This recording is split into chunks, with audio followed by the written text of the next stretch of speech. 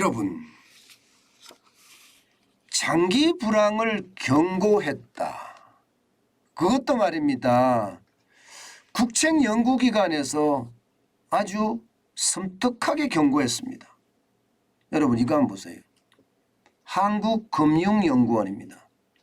최근 보고서에서 말입니다. 우리나라를 포함한 세계 경제가 1990년대 초반에 일본과 유사한 상황이다 이렇게 얘기했습니다. 저는 이 이야기가 굉장한 시사점을 저는 가질 수 있다고 생각을 합니다. 그 이유는요. 이게 국책연구기관에서 연구해서 보고한 내용이잖아요. 사실 국책연구기관은요. 이게 권력에 따라서 눈치를 보게 마련인데 지금 금융연구원이나 이런 한국개발원이나 이런 데는요. 그 학자적인 고집이 저는 대단하다고 봅니다. 지금까지 그렇게 계속 발표하는 걸 많이 봤고요. 그런 것에 견주어 보면 이번에 한국금융연구원에서 지금 발표한 내용 그 보고서는요. 저는 반드시 반면교사로 삼아야 된다고 생각합니다. 일단 한국금융연구원에서 지금 일본하고 유사한 상황이다 이렇게 말한 것은요. 당장 이거예요. 성장률이 꼬꾸라지고 있다. 실제로 일본은요. 1990년 1991년 경기 위축이 굉장히 심하게 상황이 나빠졌었습니다. 경기 위축이라는 게 침체가 거듭됐다는 이야기예요. 침체가. 게다가 주택가격은요. 침체 국면에서도 주택가격은 또 올라갔어요. 주택가격. 지금이 똑같죠. 지금 미국의 상황을 보면 1분기에 마이너스 1.6% 저성장입니다. 2분기도 마이너스 0.6%예요. 그런데 주택가격은 계속 올라가다가 최근에 지금 떨어지고 있는 모양새죠. 최근에. 그러니까 그때하고 지금하고 경기 침체 국면에 지금 뭔가 금리 인상을 하는 것 굉장히 비슷해 보입니다. 사실 보세요. 미국의 금리 인상도 굉장히 빠르잖아요. 바로 이것도 마찬가지입니다. 일본도 90년 91년에 경기 침체 국면에서 말입니다. 집값 상승이라는 이 국민적 반발 이것을 무마하겠다는 생각으로 실제 말입니다. 금리를 올립니다. 2.5%의 기준금리를 6%까지 무려 3.5%포인트를 올립니다. 지금 미국이 지금 그 상황이죠.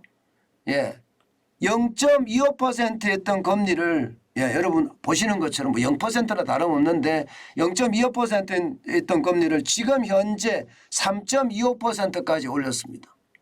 그러면 금리 올린 속도가 일본하고 그렇게 차이가 안 납니다. 일본은 3.5% 금리를 더 올렸지만 지금 미국도 3.25%를 지금 거의 3% 가까이 올렸다고 봐야 됩니다. 여기에다가 11월에 자이언트 스텝이 만약에 단행이 되면 3.75%로 일본이 올렸던 것보다 더 많이 올라갑니다. 그러면 상황이 어떻게 될까요? 상황이 나빠질 수밖에 없는 게 현실입니다. 물론 단순하게 일본의 그때 당시의 경제 상황과 현재 미국의 경제 상황, 현재 한국의 경제 상황 똑같을 수는 없습니다. 똑같을 수는 없지만 경기의 흐름에서는 비슷한 양상을 띈다는 거예요. 경기가 침체가 되는데 금리를 올렸다. 이 말입니다. 그것도 금리를 급격하게 올렸다. 결국 말입니다. 금리를 급격하게 올리면 성장은 어떻게 될까요? 꼬꾸라질 수밖에 없습니다. 더 꼬꾸라질 거예요. 그럼 저성장이 아니라 저성장으로 갈 수 있고요. 물가는요. 안 내려가요. 왜냐하면 수요 측의 어떤 요인에 의해서 인플레이션이 발생한 것이 아니라 공급 측의 요인에 의해서 인플레이션이 발생했기 때문에 공급 측이라는 것은 수입 아니에요. 수입. 그죠? 수입이라고 우리나라 같은 게 수입이라고 봐야 되잖아요. 미국도 마찬가지거든요. 그러면 수입에 대한 가격이 올라갔기 때문에 인플레이션이 그때 일어났다. 금리 올려서 해결될 문제가 아니라는 거죠. 그러면 물가는 계속 고공행진. 저성장의 물가는 고공행진. 스태그플레이션이잖아요. 그죠? 저성장의 고물가니까. 저성장의 고물가가 갈 수밖에 없다는 겁니다. 그런데 저성장하는데 계속 고물가를 갈 수 있느냐? 못 간다는 거예요. 결국은 저성장을 하면 소득이 줄어드니까 소비가 위축될 수밖에 없고 소비가 위축이 되면 제품의 가격이 내려갈 수밖에 없다. 그 내려가는 게 언제냐? 시간에 따라서 상황에 따라서 굉장히 달라지긴 하지만 뭐 1년 만에 내려갈 수도 있고 2년 만에 내려갈 수도 있다. 그런데 중요한 것은 일본 같은 경우는 거의 뭐 1년 만에 확 내려갔죠. 그러면서 디플레이션이 왔습니다. 디플레이션이라는 것은 저성장의 저물가입니다. 그러니까 저성장의 저물가가 계속되니까 기업은 이 물가가 좀 높아진다. 수요 쪽에 어떤 반응이 살아나야지 기업에는 어떤 설비도 더 늘리고 일자리도 늘리는데 이게 저물가니까 안 산다는 거예요. 안 사니까 기업이 세일해줘서 계속 팔고 있으니까 기업은 팔아도 남는 게 없는 거예요. 그러면 설비 투자를 더 하기도 힘들고 일자리를 더 만들기도 힘들겠죠. 그런 상황이 반복되는 거.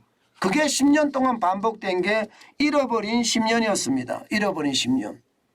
지금은 그때하고 다르다고 이야기는 해요. 그런데 과연 다를 것이냐? 아니 오히려 지금이 더 위험할 수도 있다. 이런 분석도 나옵니다. 왜냐하면요. 세계 경제가 다 침체하기 때문이에요. 세계 경제가. 우리가 위기를 맞았을 때 예를 들어서 IMF 외환위기 세계 경제 좋았습니다. 글로벌 금융위기 세계 경제 나쁘지 않았습니다.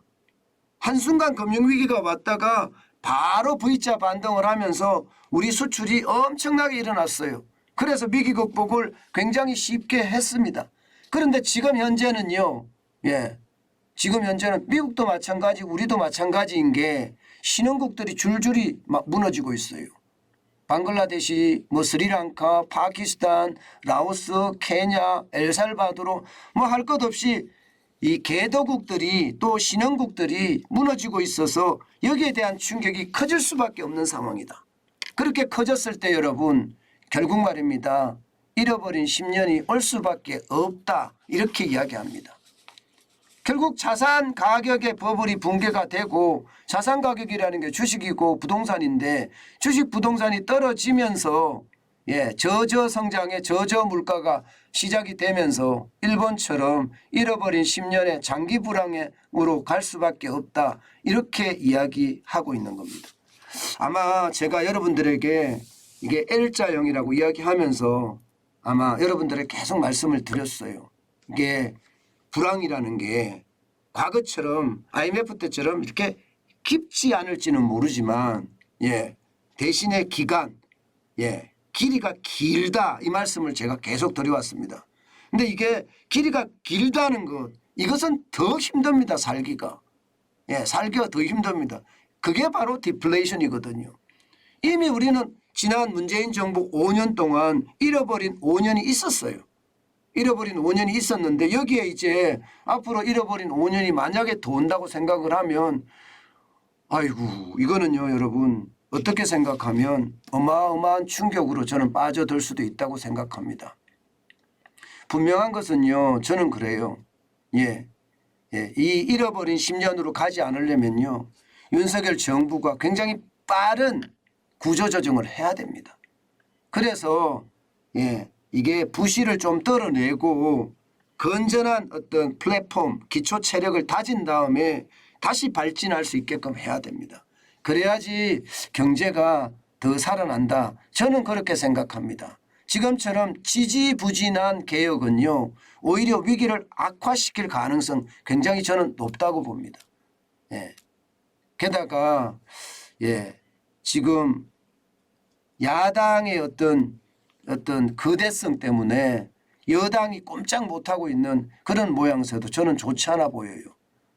일단 말입니다. 국민을 위해서 입법을 하는 거잖아요. 정권을 위해서 입법하는 게 아니에요. 그러면 국민의 이야기를 들어가면서 저는 입법을 해가는 게 좋다고 생각을 합니다. 그것만이 여러분 결국 우리가 위기를 극복할 수 있는 방법이 아닐까 싶어요. 부딪히고 싸우고 그래서 국민을 위해서 국가 지도자라고 하는 의원들이 움직이는 거 굉장히 중요하다고 생각합니다. 또한 여러분 제가 늘 말씀드렸다시피 단기로 끝나지 않는 위기입니다. 장기로 갈 거예요. 거기에 대한 대비책 많이 여러분들 마련하셔야 될 겁니다. 지금 2020년부터 실제로 보면 2020년, 2021년, 2022년 사실 지금 경기 침체는 사실상 3년째예요. 내년 갑니다. 내년도 갑니다. 후년도 쉽지 않습니다. 그러니까 거기에 대한 장기 불황에 대한 대비책 반드시 마련해야 됩니다. 제일 중요한 것은 일자리를 가지는 거 이게 굉장히 저는 중요하다고 생각합니다. 여러분 힘들지만 일자리를 찾아서 유목민처럼 강하게 도전하는 것 지금 그 어느 때보다 중요하지 않을까 저는 다시 한번 생각해 봅니다.